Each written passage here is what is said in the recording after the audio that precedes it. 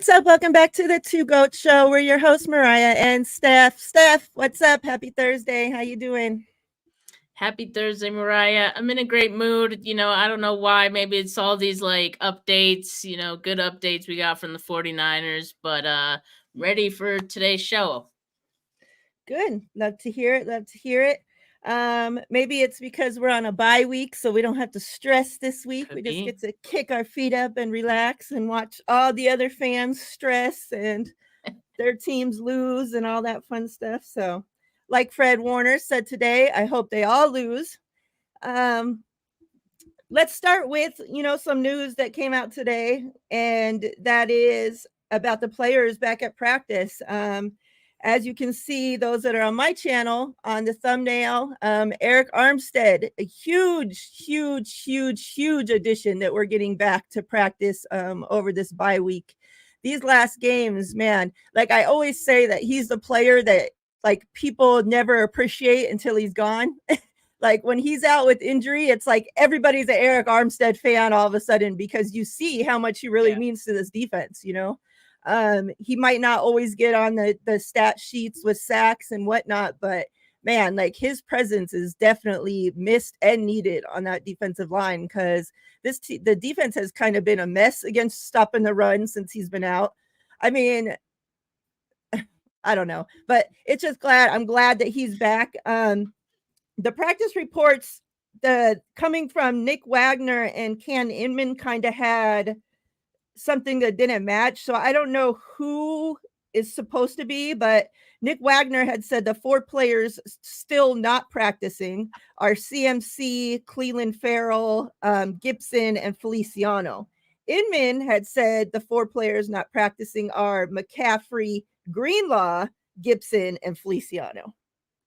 Now I can see all 5 of those players not practicing yet. And that's just the way I'm going to run with it till I know any better. And really, I don't know, necessarily, like, do you have any worry about any of those players? Because I think Greenlaw, from the sounds of it, like him and I'm surprised he wouldn't be practicing today because it kind of seemed like, remember that they were like last minute scratches for the Rams game, Greenlaw and Kittle, but it seemed like they just came up with some excuse at the last minute to, check something off so that they didn't have to play. That's how I took it. And from what Shanahan said after the game, it didn't seem like it was anything to worry about. So if he's still not practicing, that's kind of strange. I don't know that I'm necessarily worried about that though. CMC, I think, I would be worried have they had to play this week maybe, or had he had to actually suit up and we had to win the Rams game maybe, but I'm not really worried about. I know that even I think seriously, like if he had his left leg hanging off, he would still suit up and show up for that playoff game. Like that's how bad I think that winning a championship means to him. So I'm not really still score a touchdown. Right. I wouldn't doubt it. I seriously, like, I would bet money that he would still score a touchdown. I don't care if he showed up with 2 legs missing. And he's like a chicken nugget out there. Gibson, what his said is a quad injury. So I don't know if that's really something that he missed last. I mean, he missed last week with that too. And then Feliciano is a back, which having it back, being somebody that has back injuries, like I don't know how these guys can even possibly suit up and play after they've had like these serious back injuries. Like there's days I can't even get up and walk to the bathroom, and these guys are still going out there to suit up and play football again. Like it's crazy. But out of those, 5 players, are you worried about any of them not being ready when the 49ers do take the field in a like week and a half, I guess now? Miriah, I'm not worried about any of them. And I think just because there's so much time between now and the next time that they play, and I think Kyle Shanahan kind of set the expectation for what some of these guys' statuses were going to be in practice this week. He did say for Christian McCaffrey, he wasn't going to practice this week, but he'll be back at practice next week. Cool. All we need to know is that man's going to be fine for when the 49ers, play again in the divisional round. So the Greenlaw thing, I was kind of thinking it was the same thing. Not that it was nothing, when they said that those guys weren't going to play in week 18, but I did think it was like not going to be super serious. Like for Kittle, it was the back spasms, but he's all right. But when you're dealing with anything that has the word Achilles in it, you know, Yeah. you want to be a little more careful with that, right? So again, Kyle on Tuesday kind of set that expectation and said, we're going to be smart with Greenlaw this week, which I totally get. There's no reason, to risk anything worsening throughout the week just because you want to practice him. He can practice next week, all right? And they can ease him in however they want. I think he's going to be fine. Feliciano, I'm not worried about. Gibson, I'm not worried about. Those guys should be back. I think Gibson on Tuesday, Kyle said that he would be back at some point in practice this week. Oh, okay. But even if that doesn't happen, like there's still another week to go. Yeah. And so, no, I'm not worried about any of them. Obviously, the only one that's like the obvious not going to be out there is Clinton Farrell. Yeah. Which, man, that was so crazy because I didn't even see him get hurt in the game. It's like before I knew it, like I was just seeing on Twitter, X, whatever, that people were posting like him getting carted off the field. And I'm like, damn, what happened, And like for him to start every game of the season and be healthy, and like he hasn't been like a big number stat sheet guy, but he's been a solid piece for us across that D-line this season, and then he starts every game this season, and you're in this game that doesn't really mean shit, but unfortunately you have to have some players to suit up and get out there, right? You still have a game to play, and you lose somebody like that right at the beginning of the game. Like you hate to see shit like that. Back in practice though, so participating, and whether it was, some had little bit of participation, some participated a lot full, but to have them back is the main thing, and we definitely have time for this is trending to the right direction. So participating in practice, like I mentioned, Armstead, huge. Kittle, because they kept him out of the last game. Brown is back at practice, so at least we're getting that safety spots kind of cleared up there. And Odom is back at practice as well, so that's huge for special teams.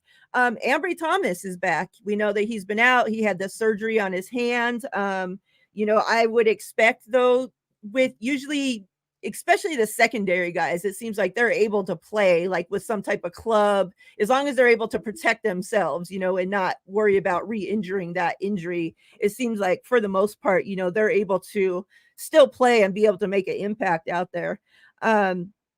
And Jennings finally cleared concussion protocol. Man, like I was getting so worried because it's like every week I'm expecting him to come back, and every week for the last couple of weeks it's like, oh, still in concussion protocol. It's like something like that is so scary, like something with the brain. And normally we see guys be able to get a concussion in one game, and seems like maybe I'm just going to pull this number out of my head, but 9 out of 10 times they're like ready to come back the next game. Most clear that concussion protocol. Some lie their way through. We know that guys know how to get their way through, right? But for a guy to be out, multiple games for that concussion, like that was really starting to scare me. So like I'm glad he's back. I know that he's not one of our top wide receivers, but he definitely brings that energy. Like we've been missing him like as that third down guy to go to. And that you can always count on him to bring that thump, right? Like he's always going to be out there getting in the binds, getting in the, playing that game with the DBs from the other team. And like, we need that, like I love like what he brings to the team. So yeah, I'm super excited to be getting those guys back. Like you said, we have plenty of time with not having to play for a week and a half. So like this bye week to me came like at a perfect time, because it seems like it's been forever since we've had our bye week. And, the team did pretty well staying healthy this season. We know that as the season, and most of the times it does happen, right? Wear and tear goes on these guys' bodies. They just put in 16 games, of hitting each other like freaking car accidents out there. And we get a bye. Like this is huge that they're able to rest that, and the fact that they clinched the 1 seed and were able to rest a lot of the guys with during the Rams game. So, we have that time to get these guys back from injury. with that being said, with the rest, do you think, like, where do you stand? Because I know it seems like people are split that, either the guys are going to be resting too much because, like, Purdy, we'll use him for example. He didn't play at all in the Rams game. He's obviously not going to play this weekend because they don't play. So, it's going to be all that time till he actually plays a football game again. We know he's practicing, he's getting those reps out there, right? Even up to the Rams game, he practiced like he would have been a starter. So, but do you think, where are you at with it? Are you worried that it's too much rest, that they're going to have rust? Do you think the rest is needed? Where do you stand with that whole thing? Well, I think Kyle did a good job of making sure that not everyone got rest, last week in week 18, because they certainly didn't need 2 weeks worth of games to rest, right? Like just having this week of a bye week, I think is perfectly fine. And so I think he did a good thing by balancing it out and making sure some guys at least played like the first half of the first quarter in that game. I also think that the way that Kyle Shanahan takes practice so seriously, they're going hard in practice. You best believe they are going hard in practice, and for that reason, they know they're not playing a game this week. They know that they're going to have the weekend off, so these are your days to kind of get your body in that mode of acting like or having your body feel like they're going to play a game. And so it doesn't lose that, it doesn't build the rust, right? So I think that's been a point of emphasis that Kyle has been communicating to all the players, and they're, I feel like they're taking it to heart. I mean, you just see how competitive both George Kittle and Fred Warner, were talking about practice, how the offense felt like they won the day, and then the defense is like, no, actually, Fred's like, no, Yeah, I we love that. actually, we actually beat them today. That's what you want, because it's like they're playing a game with each other out there. And that's going to keep them from building any rust. And I think they're going to go into it very focused once they go into the divisional round. They've been here before a lot. There's some guys who were part of that 2019 team the last time they had the first round bye. So I think they kind of know what to expect. Those guys are seen as veterans now, so they kind of tell the rest of the group what to expect and what they need to know to prepare for that. But they've been here before, most of those guys and the coaches, so I think that'll be what carries them into having that momentum going into next week. Yeah, I agree. That, like, I never even thought, like, oh, the rest is going to be a problem. Like, I went into it looking like, shit, we need this rest, right? Like, we're getting back key guys from injury, other guys that have been playing, they've been playing through injury. Like, at the end of the season, like, it's never a bad thing to be able to rest the body, right? And then, like, I turn, and it's like the media is like, oh, is it going to be too much rest and this and that? And then you see shit on, social media, too much rest and blah, blah. And it's like that never even crossed my mind that it was a problem. Some other news that kind of happened, well, that's happening all week. A lot of teams are getting rid of coaches, head coaches, position coaches. Obviously, one that kind of affects us is Pete Carroll, which was, man, I was shocked when I seen that news yesterday. I really wasn't expecting him to be one that, and then coming out today was the Bill Belichick news, him separating or mutually parting ways from the Patriots, which is crazy because when I think about, my entire life that I've watched football, from the time I can remember watching football till now, he's been on the sidelines of the Patriots. Like, yeah. Bill, like, and it was still weird. It was weird with the whole Tom Brady thing, because at the time, looking back, it's like Tom Brady, all I knew from him my entire life basically was as a Patriots quarterback. So it's kind of crazy.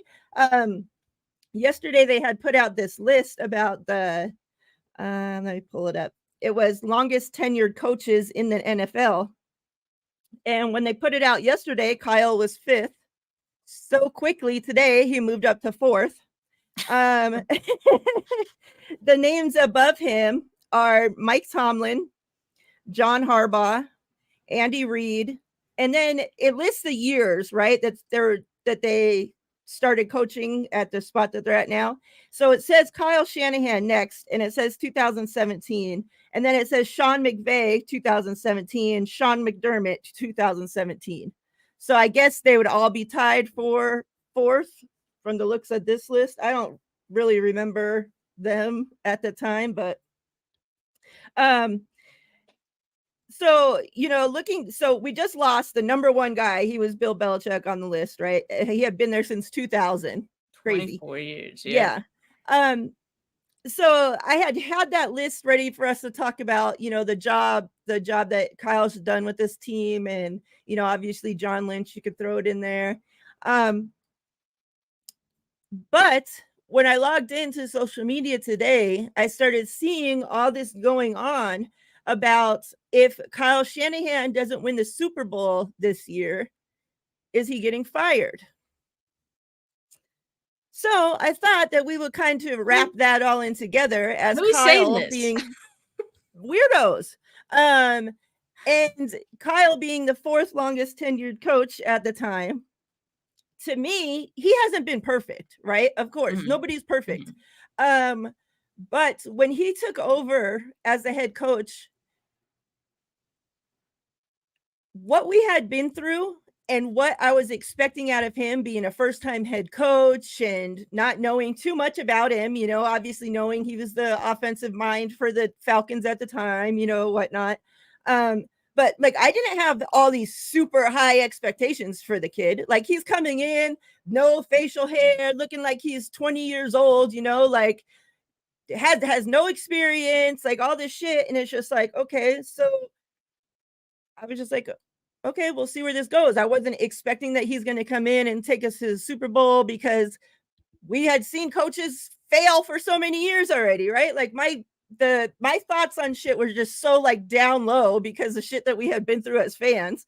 So when I look back at at Kyle's tenure now, I think him and John have done a great job. The fact that they've been able to build this 49ers team, a contending team that we're talking about could possibly be winning the Super Bowl this season, or maybe just coming up short, unfortunately. They built this from the ground up. They weren't the Rams and went out there and bought a fucking Super Bowl win, had to buy all these players from other teams and, give up your entire future. Yeah, they made mistakes giving up the future to go after quarterbacks, but they needed a quarterback. We needed a quarterback. If we were going to win a Super Bowl, you had to fill that position. They built this entire team except for that position. And that's one thing I hold against them. You went out and got Jimmy Garoppolo, sold your whole soul for the guy with not knowing shit about him. Oh, he played a few games for us and yet you made him the highest paid guy in the league, I thought that whole thing was too soon, but I was riding the hype too as a fan at the time. What are we to know, right? But I mean, so other than the quarterback position, which they have now made right, so I'm not going to keep beating them up over it. Yeah, they missed and they gave up first round picks for Trey Lance and they missed, but guess what? They got it right. We're here now. So, I mean, when if I'm hoping with all that I have that we win the Super Bowl this season, right? But I would have never expect that if we go deep, I mean, even if they go out in the next round, a team that gets a first round bye, I'm not expecting that you're going to fire your head coach the next that season. That was crazy when I pull open social media and see that. And I know people are always running with the file Kyle Shanahan after a bad game and yada yada, but come on. Where are you at with the whole John Lynch, Kyle, looking back at this team that they built? Yeah, I mean, I think they've done a great job. Yeah, I know that at every turn there have been certain fans who are, very reactionary, but that's who they are. I think regardless of the coach, regardless of what said coach has done, there's going to be fans who are super reactionary. And will overreact and say we need to fire this person at every turn. People did the same thing about D'Amico Ryans. People did the same thing about Robert Sala. Like there's so many times where people questioned, the coaching on this team after one slip, and so yeah, every coach is going to have a slip here and there, but it's no reason to fire a coach. I'll say this though. I mean, you see guys like Bill Belichick who had long tenures and really successful tenures. Pete Carroll, again, long and successful tenure. But they also won Super Bowls, and even that couldn't save them at this stage from being let go. So I do think, is there an expiration on Kyle Shanahan trying and not winning a Super Bowl? Yeah, I don't know when that is, but I don't think it's this year. I think he would get this year and and probably another one after that at the very least. But I don't think it would happen after this year. It would be pretty catastrophic if the 49ers couldn't get it done this year. I will say that. But I don't think it would be at the point of firing quite yet. And yeah, I think Kyle Shanahan has done a tremendous job. I mean, just from building the team, that was hand in hand with John Lynch and the scouting department and everything they've done. Building a culture. I think that's the biggest thing. The culture, because the culture runs deep, and that is what gets other guys on the team, new people on the team, to buy in. Yeah. That is what keeps it going. So that also like has an expiration, because we've seen Carroll and Belichick, fall out of that too. You at a certain point, like sometimes you can lose culture if you don't retain the certain guys or you don't keep it going. But that it definitely longer lasting than anything else, like having culture. Mike Tomlin with the Steelers, the reason that he doesn't have any losing seasons under his belt is the culture that he has built with that team. So that, above anything else, I think is very important and very valuable to what Kyle Shanahan and John Lynch have done in their tenure here. Yeah, I agree. And what's up, chat? Hope everybody's doing great. What's up, Ashley? Good to see you. Appreciate you coming through. The next thing we're going to move on to, and while we're talking about coaches, is obviously we know that Steve Wilkes is, got a request from the Chargers to interview. I'm sure maybe with all these other head coaching openings that are coming along, there could be more. Obviously, we know Adam Peters, again, every single season, he's getting interviews for the GM job. That doesn't stop this season. Already from the last time I checked was the Commanders and Raiders. That obviously, again, might change and, more teams might request.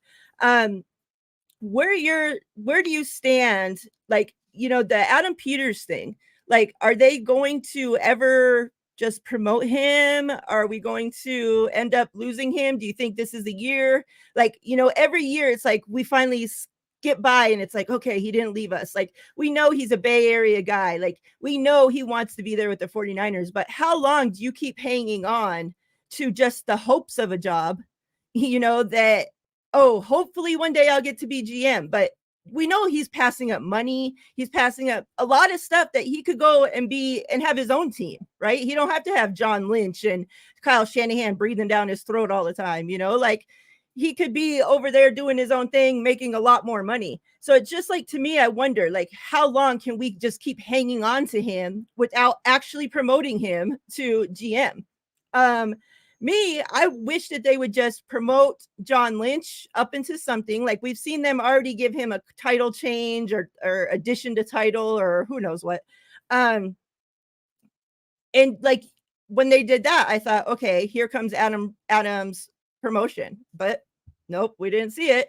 And now you guys are letting him go interview again for other jobs without promoting him again.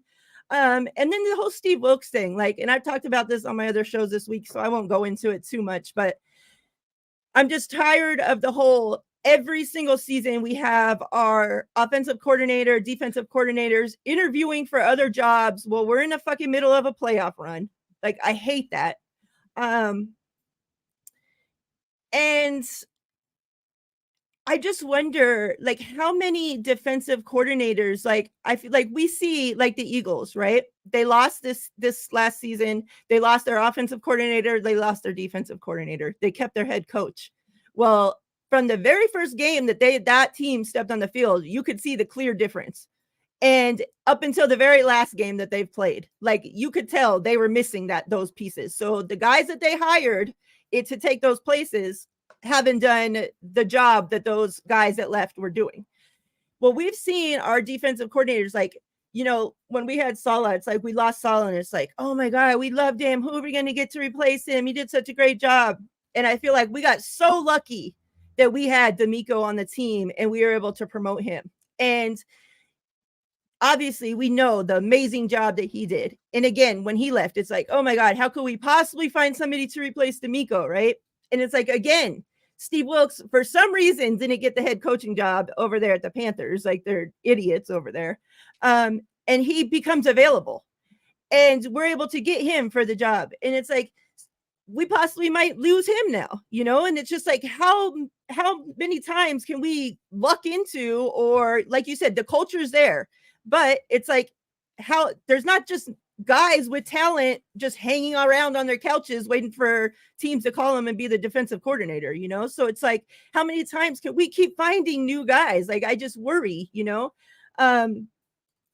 so where you at with the whole Adam Peters, Steve Wilks? Like, if we do lose Steve Wilks this season, who do we replace him with? I'll start with, I don't think Steve Wilks is leaving this season, and maybe I'm naive, but I don't see it happening this year. Possibly next, if he, has the same type of season that he had this year, next year, yeah, definitely, I think he'll be on everyone's radar again, but I don't see it happening this year. But to kind of dispel your concerns about, how are the 49ers going to keep finding good replacements, how they keep lucking out in that department, part of the reason it's not really lucking out. Kyle Shanahan has done a really good job finding replacements for his assistants, and it goes beyond just the defensive coordinator position. We know that at this point. So it's something Kyle Shanahan has shown and proven to be a strength of his, and I'm going to continue to trust him in that. I also think, so Steve Wilks was the first time that a defensive coordinator under Kyle Shanahan came from outside of in-house, right? I think with another year under, more experience, I know Johnny Holland, for example, is one guy who has kind of been mentioned as a guy they're like trying to groom into that spot, but maybe he just wasn't ready last year to take that on. Maybe they didn't feel comfortable about that yet. Another year or two in his current role, maybe then they would feel good about promoting him to defensive coordinator if Steve Wilks were to leave, right? So I think there's always options in-house that you can turn to that, Kyle would know best who that would be if there is someone in-house. But if not, I mean, he's shown even outside he can find someone to kind of fill that role. So I'm going to continue to trust Kyle, and I'm not worried about it. At some point, is it gonna, maybe not be as high of a level as it was before? Yes. And, some could even argue with Steve Wilks, maybe it wasn't at the level that D'Amico had it. Sure. So that's always a possibility. But with the offense now being pretty good and you have a quarterback you can work with, maybe finding the right defensive coordinator, not as important as it was maybe a year or two ago. But again, I don't think Steve Wilks is leaving this offseason. As for Adam Peters, it's getting really interesting, right? It's heating up. It's heating up for Adam Peters. He's a finalist of the Commander's job. And he's one of two finalists. So he could very well, decide to take that job. Or who knows? Maybe he's just using it as a bargaining chip. Maybe he does like San Francisco. He doesn't actually want to leave. But this is the closest I think the 49ers have been to him leaving that we've seen. So I don't know. Like, do they want to make Adam Peters the GM? Does John Lynch not want to be the GM? Like, would he be okay with, leaving that role to someone else? Not sure. I also do think that because there's been a lot of guys in their front office who have moved on, Martin Mayhew, Rand Carthon, all those guys, have gone to, greener pastures, you can say, or just other pastures. And they wanted to grow, they wanted to move on, and the 49ers let them go. So they could feel the same way about Adam Peters. Like maybe they would be okay with letting him walk, for the reason that I mentioned, that maybe John Lynch does want to stay as the GM, right? And there is no further growth for Adam Peters with the 49ers. I think they'd have to live with that. I think, again, there's guys in-house who would step into bigger roles. Tariq Ahmad, for example, director of college scouting. There's also RJ Gillen, who's the director of pro personnel, I believe. So they got guys in-house who are also moving up the ladder, who are eyeing probably Adam Peters' job, right?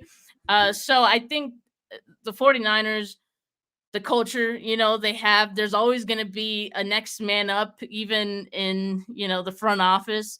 So I'm not, it would be a bummer, I think, but I'm not too worried about it. And I know some people have mentioned, because Martin Mayhew went to Washington, he was their GM, potentially could be let go. As of right now, he's still with them, but depending on who they hire as the head of football operations, they might let him go after that. So Martin Mayhew all of a sudden becomes a free agent, and he can come back to the 49ers if he wanted to, if the 49ers wanted to bring him back. So there's a lot of possibilities, but I'm trying not to worry about it. I mean, I think the 49ers will be fine regardless. Yeah. And I've seen this a lot. Italian Niner says, Richard Sherman, ring, ring, Richard Sherman, if Wilkes leaves, and says, I think Wilkes runs it back though. I agree. I do. And I agree with you too, Steph. I think that he doesn't leave this season.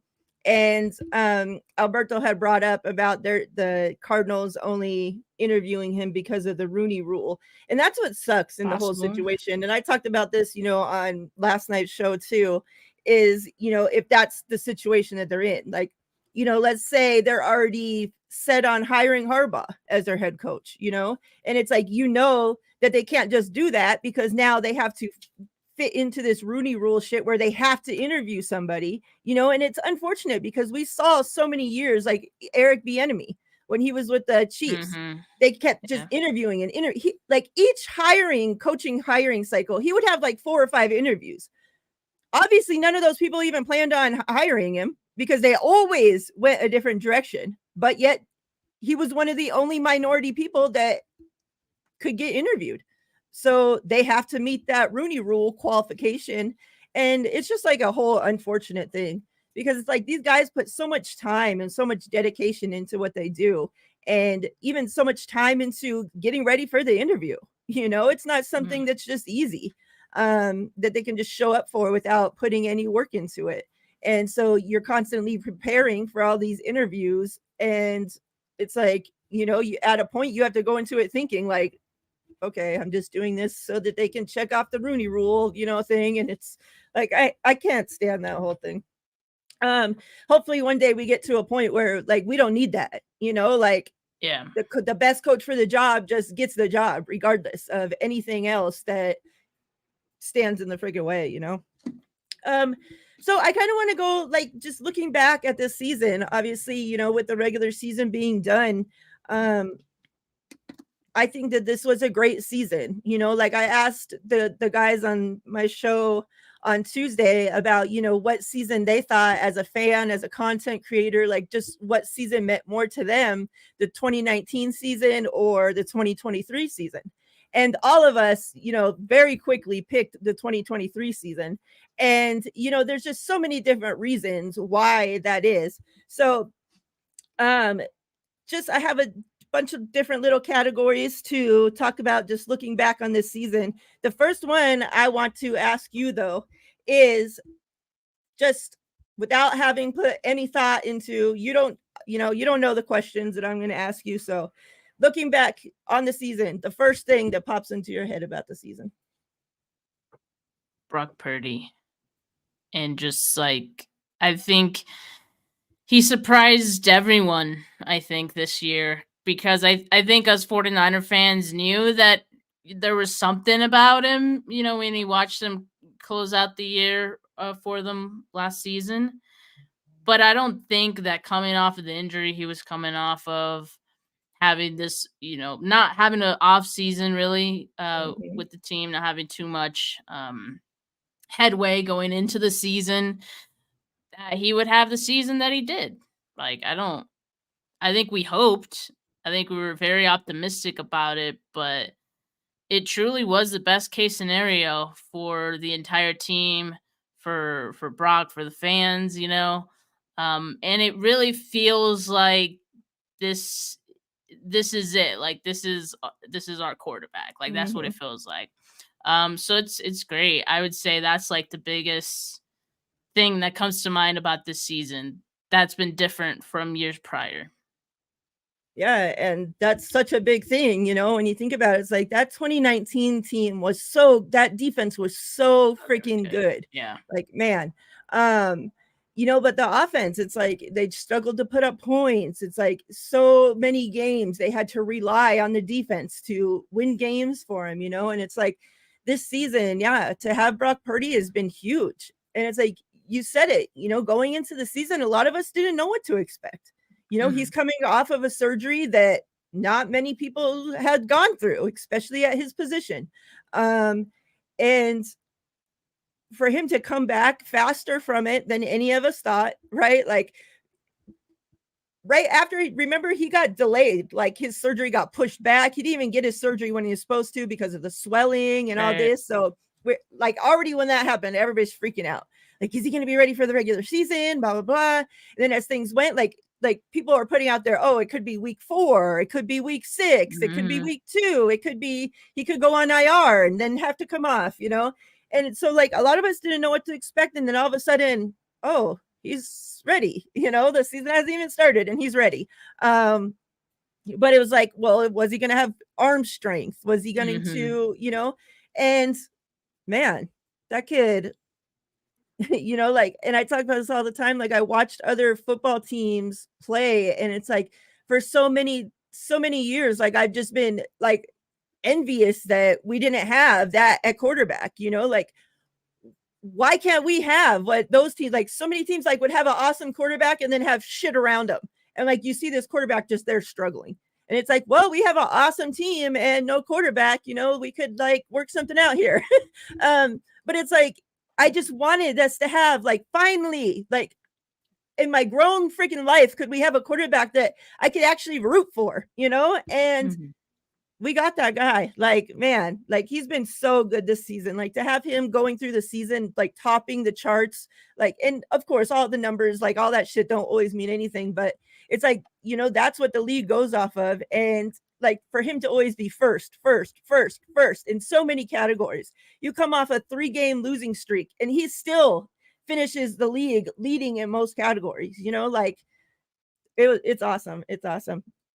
Um, the best game of the season, your favorite game of the season. Oh man. I have really bad memory, so I'm like, man, I hope I can remember. I mean, honestly, I think the two come to mind. The one against the Eagles, just because like it meant more than just that game. Like, we know Mhm. that. It was everything that we carried, or the players carried from the NFC Championship game, channeled into that game, right? And then I'll also mention the Thanksgiving game, getting that monkey off our backs. Like, we knew that. I think the rivalry had turned a corner already, because the 49ers had won, like, I think the previous, like, what, 2 matchups or so Mhm. against the Seahawks. So I think we already felt a changing of the guard in regards to 49ers Seahawks, but it felt so good to do it on Thanksgiving, like prime time, having our players on their field Mhm. eating that damn turkey. Like, it exercised demons. And for that to happen in a two, what, it was a 2-game stretch that those 2 games happened. So Yep. uh that was a tremendous time for us as fans. It was so much fun, and that's what it's all about at the end of the day. So yeah, I'd say those are the 2 games, like, neck and neck. Um, I wrote down 4 just because I didn't know what you were gonna go with. So the Philly one, of course, like, Yeah. oh my gosh, and you talked about it, just like how much feelings, like going into that game and just everything about it. And then to just go in and whoop their ass, like so many people talk, oh, are these the 2 best teams in the NFL at the time? And like the 49ers literally broke the Eagles after that game. That they have been shit since. Like, and it's so wonderful. So, I mean, you have to say Philly, the Philly beat down 42-19, glorious. Also, like right there too, the Cowboys beat down 42-10. Yeah, that was a good one And just too. because like you kept every season, it's Cowboys season. They're gonna win it all this year. Like every year, it doesn't matter who they are suiting up. They could be suiting up John, Bob, Harry from freaking next door, and it'll still be their season. They're gonna win it all. It's like you get so sick of fucking hearing about it, And their fans are so delusional, just as delusional as the media. So they swore they were gonna come in there and this was gonna be different this time. They were gonna beat the 49ers. Yeah. 42-10, beat down. Loved it. The Steelers game. And and I gave this, like I talked about this week. It's like, and part of that with all the Purdy questions going into how is his arm gonna be? How's this? How's that? People weren't expecting, a lot of the media, the fans that I was, hearing from. We even had a fan of the content creator for the Steelers on the show, and she was just as delusional as all the rest, talking about, oh, it was going to be a pity party, and they were going to show that Purdy wasn't coming back from injury as himself, and it was going to be a beatdown. He was going to have to go up against this big defense, the big bag bullies, Get the fuck out of here. 30-7. They were really excited, really excited about Kenny Pickett because he played so well in the preseason. That's Tiny Tim hands. Yeah, and look, he didn't even finish the season as their quarterback. Like healthy freaking scratches the backup. And then my fourth one, and you talked about the Thanksgiving one, and I've talked about that so much that I didn't want to have to rant on about that game anymore, but is the Jacksonville game, because we're coming off of a 3-game losing stretch. Everybody's talking about, oh, the 49ers aren't who they thought they were and all this bullshit. And the Jags, they were on like a 5-game winning streak at that point. So people thought sure. 49ers kind of broke them too, maybe. Yeah. People thought for sure we were going to go in there and lose 4 straight, and rude awakening for them guys too. 34-3 beat down. So the common theme here is that we went into all these games with, even though we could have been the way better team at the time, it didn't matter, because at each point in the season for these games, we went into it and the media thought we were going to lose. There's no way the 49ers are going to win. This team's going to be the one to stop the 49ers. This team's going to do it. The 49ers really aren't that good. And every time the 49ers showed up and shut their asses up. So great games of the season. A player that, once looking back on the season, a player that you saw the most growth from. Now, maybe over the entire season, or it could be growth from last season to this season, however you want to take it. Yeah, I mean, I don't want to say Purdy because like I feel like that's too obvious, but Amber Thomas. Steph don't have a memory. She's just gonna use Purdy. I have terrible. I know, right? Yeah, I have terrible memory. Just the low-hanging fruit every time. I'm gonna say Ambry Thomas, man, and I see Callie in the comments saying Demo, definitely honorable mention there as well. But Ambry Thomas was literally not even starting last year. He was an afterthought, even at the beginning of the season, an afterthought.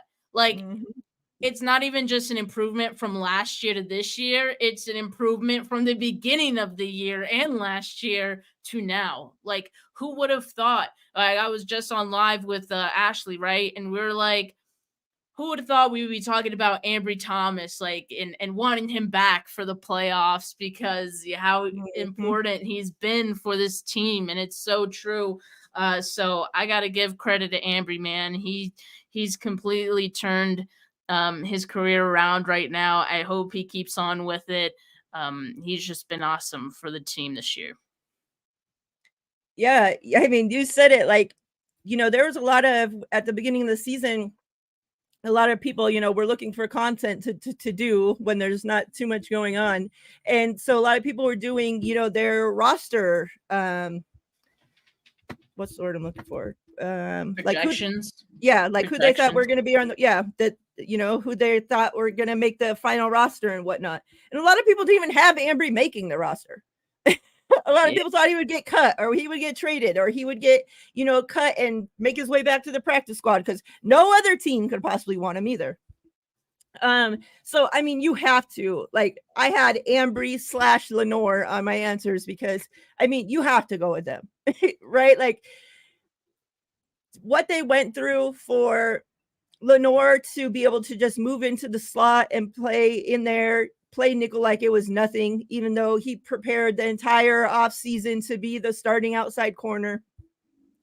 For that to even be possible, Ambry had to step up from the depths of wherever he was in and pull himself out and become a hell of a starting, like, yeah, he wasn't perfect. He didn't have a perfect season by any means, but man, he was good enough to lock down the second receiver most games, and he was never the reason why we lost a game. So, like, man, like, he played great. Like, I'm so, like, proud, that we drafted those two kids. And like you said, their ups and downs on this team, like, have been crazy, from, oh, these guys, we drafted them to be the stars, to be the studs. They're both going to start. They're going to be the guys. And it was like, kind of like, okay, what are these guys, like on the bench, both benched at the same time, and man, like, they've had a hell of a season. So shout out to them. And obviously, I think Tarvarius Ward has a lot to do with that too.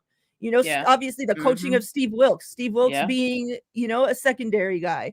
The rise of Tarvarius, I think, has to do obviously with Steve Wilkes too. And then it kind of just like flows from one guy to the next, and it seems like they're all flourishing off of that. So you love to see it. How about the opposite, the player that didn't live up to your expectations? And obviously this can be different for everybody because it's your expectations. Somebody that you expected more from. I'm going to be honest. I expected more out of Drake Jackson this year. And I know he got hurt, mid-season, but I don't think the 49ers even in the market for Chase Young, for Randy Gregory, at the trade deadline. If Drake Jackson has a season that we kind of expected him to have. I know not everyone expected him to have a good season. Right. But I was really hoping he'd make that second year leap. I was really hoping. And especially after the week 1 game, he had the 3 sacks. I know a lot of people were like, yeah, those were all like cleanup sacks. And yeah, they were, but I just thought like, oh, but he was in position. Like, exactly. So that's the way I looked at it. Clearly, yeah, they're probably just, he probably just looked into those, but yeah, I was a little disappointed by Drake Jackson's season. Hopefully, he can come back stronger after this injury, and have a better year next year, because the 49ers, I'd love for them to have better edge depth, and have a great number 2. You don't know if Chase Young's going to be back with this team next season. So, yeah, hopefully Jackson could be that guy eventually. Hey, Sin. That's a good one, because I too was expecting, like, him to be the guy opposite Bosa. And like, man, I don't know, because I mean, yeah, we could say, yeah, he got injured, so it took his season. But I mean, if we're being honest, even before he got injured, he was playing like shit and kind of lost his spot playing time more and more to Cleveland Farrell as time went on, so yeah, hopefully we do see him bounce back. And because they said all off season too, like, he spent the whole off season there. He was there working, he was there this, and it's like, so best shape of his life, up, right? Yeah. Best shape of his life season. Beware. Yeah. Man. I'm going with somebody on the same position, but the opposite side in Nick Bosa. Yeah. When you come off of a defensive player of the year season, and then you get paid the highest of any non-quarterback in the entire football league, and you show up and you had the season that you had, it's just not good enough. And, you know, like, yeah, he didn't have a horrible season, but you're supposed to be the guy out there having, you know, wrecking havoc. Like, you turn on the Pittsburgh Steelers film, you're going to see Watt wrecking havoc play in and play out. Even Max when the Crosby. game's on that line, that you can guarantee he's coming over and getting a hold of that quarterback. You turn on the Browns film, the same with Myles Garrett. Play in, play out. Don't take a play off. When the game's on the line, you can count on him. And just time after time after time, like, I just like, okay, Bosa, this is your time.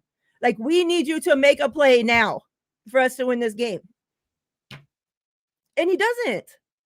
Like, and you can't tell me, oh, he's getting double teamed, he's getting triple teamed. Garrett and Watt are getting triple and double teamed at higher rate than anybody else in the league. And they're out there making plays every single play. They're paid to be the guy, and they're the guy. Bosa's getting paid to be the guy. Be the fucking guy. Like, you didn't show up to all off-season shit. That's on you.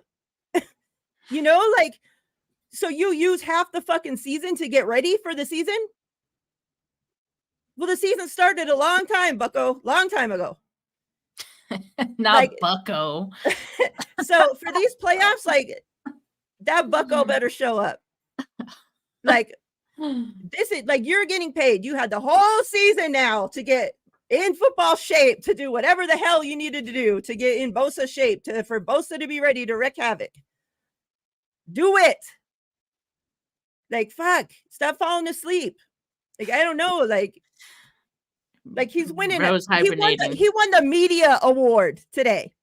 Yeah, I saw that. Nick Bosa wins the media award. The guy that doesn't fucking even talk wins the media award. And we can't get him out there to get sacks. Like, that's supposed to be his job, like sacking the quarterback. But he's winning media awards. So, you know, maybe we paid him millions of dollars to win media awards. I don't know. Looking back, your favorite play of the season? Okay. It's gonna involve Brock Purdy. I'm sorry, but I'm trying to remember like one of the better throws that he made. I think it was to Brandon Ayuk. It was like 40 something air yards. Just any time that Brock throws far, I'm like, that's my favorite play. Yeah. That throw by Purdy that made Kyle mad, said Vito. Oh, yeah. Purdy to Ayuk through 4 defenders in Seattle. That was a good one as well. Yep. That was good. I went with the Purdy to Ayuk, the Ayuk 76-yard touchdown. Because, you know, and those that have seen my shows already know, but like, Ayuk is my guy. So to have him begging for seasons to get the deep ball, and for all the nonsense behind Brock Purdy, he doesn't have the arm, he don't have the arm strength, he blah blah blah, you know, for him to actually be able to put that ball out there, and them to, at the time, like, it finished the season as the second longest touchdown of the season, but at the time was the number 1 longest touchdown of the season. Like, was just a great moment for both of them, I thought. And like, I felt like after that, like, we kind of just seen Ayuk, like, just both of them, like, they're like, okay, we got this. And that connection, like, has just been growing all season long. And I'm loving it. I'm loving that, you know, we finally get to have that quarterback, number 1 wide receiver, like, chemistry relationship, you know, like, we finally get to have this stuff that, you know, winning teams, nice teams get to have. I think that was, let me see. So I literally, I went back, Miriah, and I was like, I've tweeted whenever there's been like a really awesome throw from Brock Purdy, there's only been like 2 times this season that I was like, that was Brock Purdy's best throw. Like, and one came in November 19th. So what game was that? November Here, 19th. Is let that the game before Thanksgiving? Yeah, okay, so that was against the Bucks. So it was against the Bucks. That I think that was one of the ones to. That's the game the 76-yard touchdown was. Okay, yeah. That was the one Ayuk, right? Yep. That's it. Okay, so that was one. And then I think there's like the week after that or 2 weeks after that, like I didn't tweet that I thought it was the best throw, but it was up there too. And I was trying to remember which one it was, but yeah. This is a good one, Dave McKenna said. He's had that too. I know we're always thinking about the offense, but the defenses have had some good plays this year too.